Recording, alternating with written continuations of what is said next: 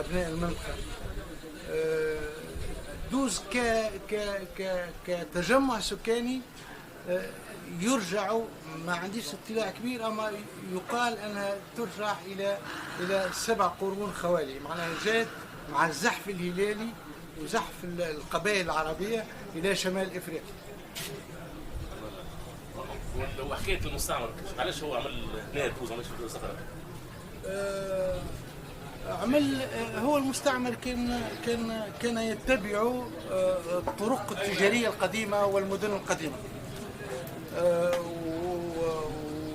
ومنطقة دوز كانت منطقة منها، أو نفزاوة عموما منها كانت تنطلق القوافل إلى جنوب الجزائر، إلى ليبيا غدامس، وإلى شرقا جابس والمناطق الجبلية في ليبيا.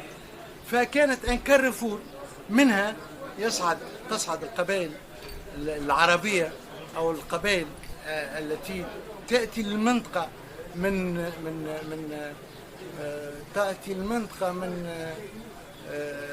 من الجنوب في اتجاه الجزائر، وفي اتجاه شمال إفريقيا، وفي اتجاه شمال تونس. فقد شهدت المنطقة هذه مثلا أن كانت موجودة